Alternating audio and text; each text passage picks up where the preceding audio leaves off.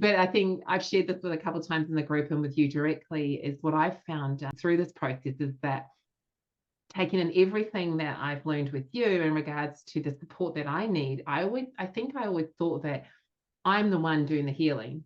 Like I'm healing that person. I think when you're coaching, you have that sort of sense of, oh, I know the answers, I know what they need, but we're told to remind ourselves that it's not our journey, that we believe they're 100%, resourceful and full and complete and all that. But I mean, with the training, now what I do beforehand is I do a quick check-in with myself and I create the space, and I'll just take a moment just to ground myself and connect myself and focus on, the higher frequency of love, light, bringing that in, whether it be silence, whether it be questions, whatever it might be, but tapping into, I guess, what can I bring in to be that conduit, that vessel, whatever it would be. Like, it's like you hold them in a mini ceremony one-on-one.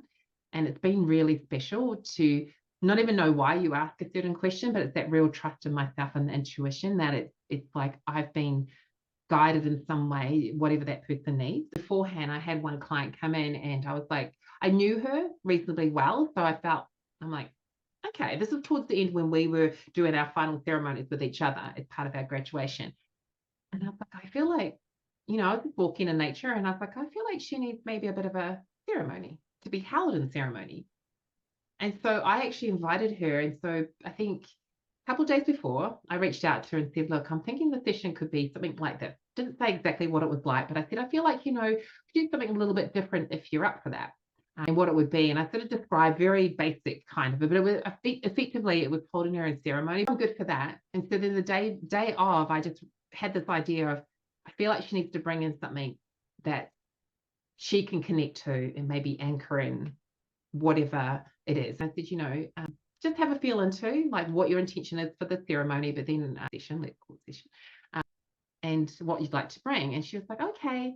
And then what she brought in was so beautiful. And she was saying to me she had to wipe away like the dust off it. And then she said when she lit it, it had the smell that just reminded her of something. But I trusted my intuition, which was saying she needs to connect with something. It wasn't like you must do this. It was like, I'm inviting you to, if you feel called to it, pick up something. And she brought that in. And then we had this really beautiful session, just really sort of allowing that to allow that to flow. But that was, to me, bringing in like definitely trust and intuition. And do you think, how do you think your being, your essence is maybe changed or remember, we talk about the magic of your medicines. I think it's a sense of, there's definitely confidence. We're taught in that sense, like definitely the last job I had was very much like I had to have all the answers plus 200 more just in case. And so it was that constant, whether you call it imposter syndrome or whatever, I had doubt on my own abilities. And I think stepping into this initially, when I definitely started, there was a list this long. And you're like, oh yeah, I used to have a script. And then I just ended up throwing it away because that doesn't work and you lose yourself on it, right? But as I found, once we did practice the ceremonies, it was, oh my gosh. And I think that for me has been a massive transformation, is that when it comes to anything in regards to holding someone in space, whether it be even my own practices that I do, it used to be at the beginning, it used to be, oh, I'm gonna go and greet the sun because Laura says this is a good idea. Like, I will happily go and stand in our backyard and my daughter and my husband can see out the back windows me, and they're like, oh, she's not blown a gale or like raining. But I'll stand out in the backyard and I will greet the sun, even if it's hidden behind the clouds and the rain. This is probably I feel like this is a visual of my journey. I suggest, please start creating an altar, bringing in different elements, things that talk to you, blah, blah, blah. I had kind of done a little, I think, candle in the corner, that kind of stuff, and I feel like you're so desperate to kind of connect in to whatever that magic is. When you go through a bit of doubt, I started to add a few more things and it got a bit messy. So I cleaned it up again, reset it, changed the colors, or depending what was going on. I redid my altar and all I put on it was one candle in the middle and then one thing that represented each of the elements, and then that was it. I've gone from a pile to this simple, just really, and even like a stone, a crystal, a shell, a piece of whatever it was, nothing. It was just like, and that happened literally, I think, the day before or the day of that we did our final ceremonies. And myself and Aisha did the final ceremony with everybody. Then it's like, okay, I'm gonna start going there, because you feel safe, and that you start to get an idea of where you want to be, having to unpack and go through the layers, but also knowing that then the beauty amongst the layers, right? Yeah. So there, that's do you think in holding, do you think your family, like there's been a difference in your relationships, maybe family? And then when you have sort of embodied it, I guess, and I find at certain times, then you have that you either feel like you can share, or you feel like you can sort of step out and bring that in. I definitely think it's better, definitely for my family, for my daughter, to be able to share certain things at her age, even though she's a teenager. And I think beforehand I'd look for everything else, whereas now there is that, oh yeah, I can tap into a grounding practice, or I can have some cacao, I can commune with her, or I can just sit and lie and let the elements do their thing. Allow the sun to come in, even if it's sweaty. Actually, speaking of that, like for me, a big thing about the training is not to teach people to do what I do, right? But yeah, I mean, I definitely came in going, oh gosh, if I can be a little bit like Laura, that would be pretty amazing.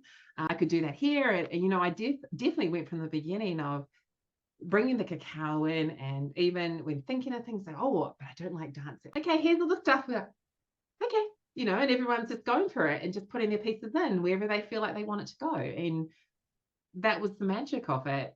And there was no right or wrong way. But the more they then, I think, I definitely know from experience and other things, when you're told a certain way, if you're not meant to follow that way, you parts of yourself will start pushing away and will start rejecting it. But then it'll feel wrong because you don't know where else to go. Whereas you allowed us to, through the container, discover our medicine, which for mine was, very much tapping into being Māori here in New Zealand, a lot of that. Yeah. And they call it that, and I think that's what's been beautiful to witness you on this journey of then researching one and then coming back and going, oh, but that's what you said, but from a different lineage.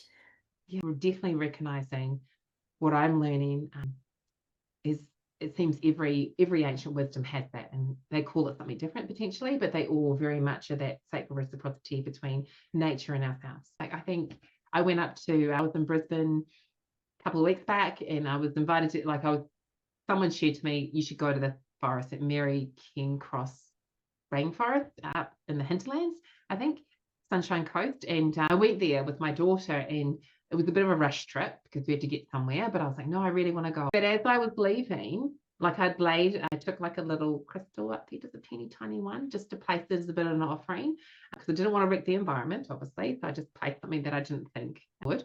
And it was just like, as I was leaving, like just little ones, and those, like someone would go, oh, the leaves are falling, whatever. No, they're just showering you with blessings, right? Yeah. I got to enjoy it, but I took a moment, as small as it was, I placed something just for a moment, even for a couple of minutes, and said thank you, and then left, and I was given sort of just a little sign. I do feel that sense that if you need them, or if you need a little bit of support or whatever, you can call them in. Really strengthened. And it's a funny story, and I don't know.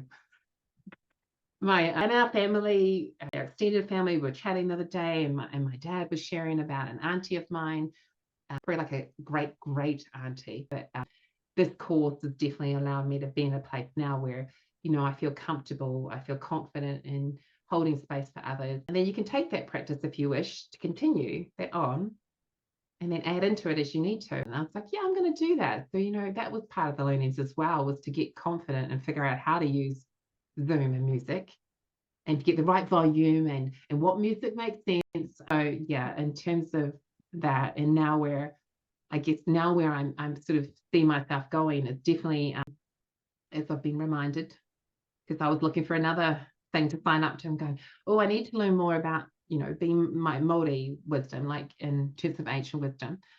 And I was reminded, I was like, you already have all of that in you. Just take some moment. Don't underestimate the time you need to integrate everything you've done and learned this year.